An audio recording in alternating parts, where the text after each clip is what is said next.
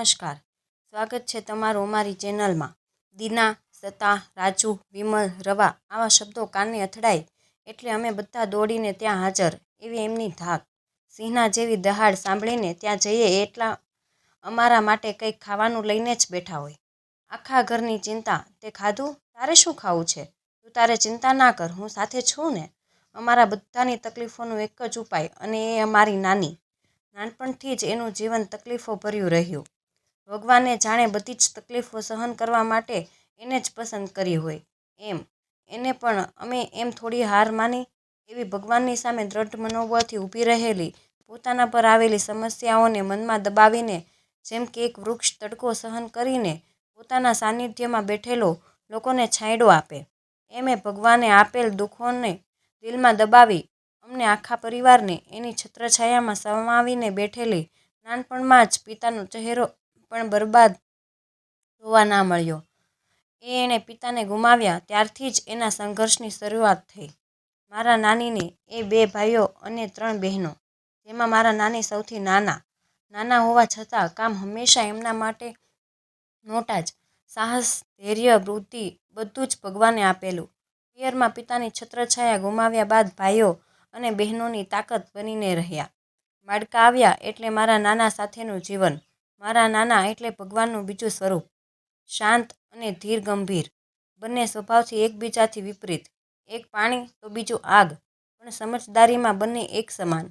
સમય જતાં મારી મમ્મીનો જન્મ થયો, ત્યારબાદ 3 બહેનો અને 2 ભાઈઓ એટલે કે મારા મામાઓ શંભુભાઈ, શારદાબેન, સતીશભાઈ આ સંતાનો થયા। ત્યારે ફરી ભગવાને આ ખુશીઓ સહન ના થઈ એમ મારી નાનીના ભાઈને ભગવાને બોલાવી લીધા।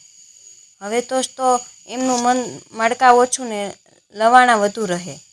ત્યાં ભાઈઓના પરિવારમાં પણ બાળકોના નાના એટલે અહીં મારા નાનાનો ભરોસે બધું મૂકીને ગમે ત્યારે પિયર પહોંચી જાય। ત્યાં ભાઈઓના પરિવારના દીકરા દીકરીઓના લગ્ન, તમામ કામો ઉપાડી લે। તેમનો એક પગ માડકા તો બીજો પગ પિયરમાં રહેતો। આ બાજુ પણ મારા નાનાએ આ બધા સંયુક્ત કુટુંબમાં રહે। ઘર હોય એટલે આંતરિક મતભેદો પણ થાય, પણ મારી નાનીની સૂઝબૂઝ એવી મતભેદને ક્યારેય મનભેદમાં પરિવર્તન ના થવા દે। ત્યારબાદ કર્માનુસાર બધા સંતાનોના લગ્ન કર્યા। બધા સંતાનો હવે સારી રીતે સેટ થઈ ગયા હતા। બધાના ઘરે બાળકોના કિલકિલાટ જોઈ મારી નાની અને નાનાને સ્વર્ગનો અનુભવ થવા લાગ્યો। એને હવે એવું લાગ્યું કે ભગવાને હવે સારા દિવસો આપ્યા, પણ એમને કામ છોડ્યું નહીં। મારા નાના આખો દિવસ ભગવાનની ભક્તિ કરે અને પુસ્તકોનું વાંચન કરે અને નાની અમારા આખા સંયુક્ત પરિવારની જવાબદારી ઉપાડીને દોડ્યા કરે। એને નિરાંતે બેસેલી અમે કોઈએ નથી જોઈ। ગામમાં બધા ગોરાણી કહે અને આખા ગામમાં એમની સાહસ અને બુદ્ધિ ક્ષમતાની બધાને ખબર। અહીં ઘરે પણ નાની વહુઓ, છોકરાઓ અને બધા જ એમનાથી ડરે। ગમે એને સાચું કહેવાથી પાછી પાની ના કરે। અમે રાજપૂત વાસામાં રહીએ છીએ, ત્યાં બધા એમને નામથી જ બોલાવે, ભગવતી, અને એમનો સ્વભાવ દૂધમાં સાકરની જેમ ભળી જાય એવો। દરેકને એમ જ લાગે કે આ તો ખૂબ રાખે। મારા નાનાને ભાઈઓ, જેમાં 3 પરિવાર અહીંયા રહે અને એક થરાદ રહે। 3-4 ઘરમાં કોઈ પણ તકલીફો આવે ત્યારે પહેલાં મારી નાની પહોંચી જાય અને એ જાય એટલે એવો ન્યાય કરે કે બધાને સંતોષ થઈ જાય। ખબર નહીં ભગવાને કંઈક માટીથી બનાવી હતી। ક્યારેક કંટાળેલા જોવા ના મળે। અમારે શ્રાવણ મહિનામાં ચાદરવામાં પૂજા અને જમવાનું ચાલે તો ત્યાં એ મહિનો રહે। એટલામાં તો ત્યાં એ લોકોના દિલમાં એવી ઉતરી જાય કે મહિનો પૂરો થાય તો બધા કે ગોરાણીમાં તમે જ મહેજી રહી જાઓ। એની જિંદગીમાં પરોપકાર સિવાય મેં ક્યારેય કંઈ જોયું જ નહીં। જમવાનું બધાનું એકલા હાથે બનાવી દે। નાની વહુઓ ઘરમાં આવી પણ એમણે ક્યારેય કહ્યું નહીં કે તું આ કામ કર। ત્યારે અમે રાજસ્થાન એટલે કે મારું મૂળ વતન કાલોડી, ધંધો પપ્પાનો સિંધરી એટલે ત્યાં રહીએ। અમે 3 ભાઈઓ, મોટા ભાઈની ઉંમર 8 વર્ષ જેવી હશે, હું 5 વર્ષ જેવો અને નાનો ભાઈ 2 વર્ષ જેવો, અને એ કાળી ડિબાંગ રાતે અમારા ખુશખુશાલ નાના પરિવારને ગ્રહણ લાગ્યું। બહુ જ જ્ઞાની વિજ્ઞાન મારા પિતાશ્રીને ભગવાન પોતાની દુનિયામાં લઈ ગયા। અમારા પરિવારના સંપૂર્ણ આધાર એવા પિતાશ્રીની છત્રછાયા ગુમાવી દીધી। વહાણમાં નાવિકા વગરનું નાવ મધદરિયે જેમ ફસાય એમ મારો પરિવાર કોઈ સહારા વગર હોય એવું લાગ્યું। કાકાઓ અને મારા દાદા, એમને પણ ભગવાને વખતે કુબુદ્ધિ સુજાડી હોય એમ સાથ આપવાની જગ્યાએ પોતાનામાં મશગુલ થઈ ગયા। ઘણીવાર તો મારા નાના અને નાનીએ રાહ જોઈ કે જ્યાં સુધી સારું ન થઈ જાય ત્યાં સુધી સારું, પણ પરિસ્થિતિ દિવસે દિવસે વધારે બગડતી જતી હતી. મારી મમ્મીને બહુ જ ઘેરો આઘાત લાગ્યો હતો અને મને એને પિતાશ્રી સાથે સમય પસાર કરવા જ ના મળ્યો. મોટા ભાઈ એમનો ચહેરો યાદ આવે અમે બધા બહુ જ અપસેટ થઈ ગયા હતા. કંઈ જ સૂઝે ના. હવે આ બધું મારી નાનીથી સહન ના થયું. તેમણે મારા મામા અને માસીને ત્યાં મૂક્યા. પરિસ્થિતિ વધુ બગડે એવું લાગતા જ મારી નાની ખુદ ત્યાં આવી અને સંઘર્ષ કરી અમને ત્યાંથી માળકા લાવી દીધા. ત્યારથી અમે માળકા જ રહીએ છીએ. વડ એવા ટેટા હોય એમ મારી મમ્મી પણ મજબૂત મનોબળવાળી હતી, કારણ કે મારી નાનીના સંસ્કારો બધા ભાઈ બહેનોમાં ઉતરેલા. બધા ભાઈઓ અને ભાભીઓ બધા એકબીજા સાથે હળીમળીને રહેવા લાગ્યા. મારા મામાઓ અને નાના નાનીએ એ પ્રકારે રાખ્યું કે ક્યારેય ખ્યાલ જ ના આવે કે આ મામાનું ઘર છે. અમે મામા અને ભાણેજ એવી રીતે રહીએ કે લોકોને લાગે કે આ સગા ભાઈઓ છે, અને આ બધાને એક તાંતણે બાંધીને રાખ્યા. મારી નાનીએ એ બધો ભાર એકલી પોતાના માથે લઈને ફરે. કોઈની તાકાત ના હોય કે અમને એક શબ્દ પણ બોલે. અમે પણ અહીં સેટ થઈ ગયા હતા. મોટા ભાઈ ડૉક્ટર, હું શિક્ષક અને નાનો ભાઈ પણ શિક્ષક. મામાઓ પણ મોટા મામા શાસ્ત્રી થઈ ગયા હતા. એમને મારા નાના જોડેથી બહુ શીખવા મળ્યું. તો નાના મામા પણ ધંધામાં પાવરતા થઈને વાવમાં જોરદાર દુકાન ચાલે. એવામાં જ નાનીના બીજા ભાઈનું પણ દેહાવાસના થઈ ગયું. આ સાંભળતા જ મારી નાનીને મોટો આંચકો લાગ્યો અને પેલો હૃદયનો હુમલો તેને ત્યાં જ આવી ગયો, પણ એને કોઈને ના કહ્યો. હૃદય હુમલાની તકલીફ બહુ ભયંકર હોય છે.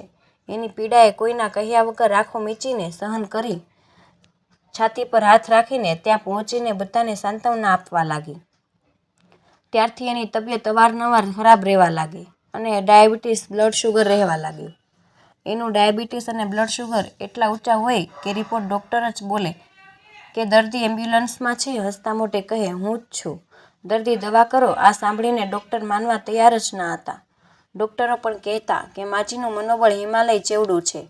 હોય જ ને, આટલી ભગવાને આપેલી ઠોકરો સામે આ દર્દ એને ક્યાં અસર કરે. કહે, રોજનું ઇન્જેક્શન લેવું પડશે. અને મારી નાની હસતા મોઢે કહે કે હોય એ લાવો, હું લઈ લઈશ.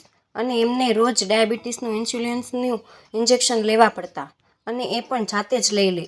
ડર તો એને લાગતો જ નહીં. એક વખત એની તબિયત વધારે બગડી. કોઈને વાત ના કરી, પણ એક બાજુ સૂતી રહે. અને મારી નાની સૂવે એટલે જાણે આખું ઘર બીમાર હોય એવું લાગે. એટલે પરાણે મામાને એ દવા કરવા લઈ ગયા. પણ થરાદ બતાવ્યું તો આ તો તકલીફ વધારે છે, આગળ લઈ જાઓ. અને એ હસતા મોઢે કહે, કંઈ નહીં, મટી જશે. પણ આ વખતે તો મારા મામાને એ મહેસાણા બતાવવા લઈ ગયા. ત્યાં ગયા તો ડૉક્ટર કહે, એને નળીઓ બંધ છે, બલૂન મૂકવું પડશે. એ ના પાડતા હોવા છતાં પરાણે ડૉક્ટરને ઓપરેશન માટે કહ્યું. ઓપરેશનની તૈયારી થઈ. કપડાં ચેન્જ કર્યા, હોસ્પિટલના કપડાં પહેર્યા, સંપૂર્ણ તૈયારી થઈ. બાટલો ચાલુ કર્યો અને ભગવાને એ જાણે એને કંઈક ખરાબ થયાનો સંકેત કર્યો. ચાલુ બાટલે બાટલો હાથમાં લઈને ઓપરેશન થિયેટરમાંથી બહાર આવતી રહી અને કે મને ઘરે લઈ જાઓ, મારે ઘરે જવું છે. બધાએ બહુ સમજાવ્યું પણ ના માની. અંતે ડૉક્ટરથી વાત કરી તો ડૉક્ટર કહે, આ ઓપરેશન ના કરાયું તો માજી 3 મહિના ઉપર નહીં જીવે. આવું સાંભળી અમે ત્યાં હાજર બધા બહુ ચિંતા કરવા લાગ્યા. તો એ ડૉક્ટરને કહે, મને કંઈ જ ના થાય એમ કહી ગાડીમાં આવીને બેસી ગઈ અને કહે, ઝડપી તું ગાડી ઘરે લઈ જા.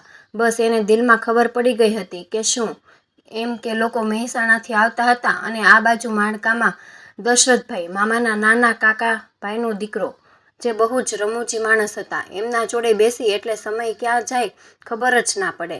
આખા ગામમાં બધાને એમના પ્રત્યે બહુ પ્રેમ. એ અને ગામના બહુ જ ભલા માણસ, અને જેમને નાની ઉંમરમાં જ લોકોના દિલોમાં જગ્યા બનાવી હતી. એવા રાજેન્દ્રસિંહ બંનેનો અકસ્માત થયો અને ભગવાને બંને અમારા જોડેથી છીનવી લીધા. ફરી અમારા ઘર પર મોટું સંકટ આવી પડ્યું. દશરથભાઈને પણ નાના 2 બાળકો. એટલે ફરી આ પરિસ્થિતિનો સામનો મારી નાનીએ પરિવારની હિંમત બનીને કર્યો. ખબર નહીં ભગવાને કેવા કેવા દુઃખ જોવાના લખ્યા હશે. પોતે બેઠા હોય અને સગા ભાઈ, જમાઈ અને દીકરા સમાન દશરથભાઈનું આવું જોવું એટલે એવું લાગે કે તકલીફો એના જીવનની થઈ ગઈ હતી. રોજ ડાયાબિટીસના ઇન્જેક્શન, ખરાબ તબિયત હોય તો ખૂણામાં બેસીને કોઈને કહ્યા વગર બેસી રહે અને તોય મોઢા પર એમને હસાવવા કાલ્પનિક હાસ્ય રાખે. આ અમારા પરિવાર પર આવી પડેલી તકલીફોમાં માંડ અમારો પરિવાર બહાર આવ્યો ત્યાં મારા માસી અરુણાબેન નાનીના દીકરી ને માથાના ભાગે કેન્સર થયું. ઘણીવાર તો બધાએ નાના અને નાનીથી છુપાયું, પણ એની સમજદારી સામે અમારી સમજદારી ક્યાં ચાલે? અને સામેથી જ બોલી કે અરુણાને કેન્સર છે, કેમ કહેતા નથી? ફરી એના મોઢાની દશા ફેરવાઈ ગઈ. મોઢા પર દુઃખની કરચલીઓ દેખાવા લાગી અને ગોલપમાં એમની સાથે વધારે સમય પસાર કરવા લાગ્યા. એમની હિંમત વધારવા લાગ્યા. કેન્સરે માસીને પૂરી રીતે પોતાના વશમાં કરી લીધા અને અંતે કુદરત સામે લાચાર બનીને એ પણ અમને મૂકીને જતા રહ્યા. હવે તો મારા નાના અને નાની પર દુઃખનો પહાડ તૂટી પડ્યો, સંપૂર્ણપણે ભાંગી પડ્યા. ભગવાન પણ જેને દુઃખ આપવા બેસે ત્યાં કંઈ બાકી જ નથી રાખતો.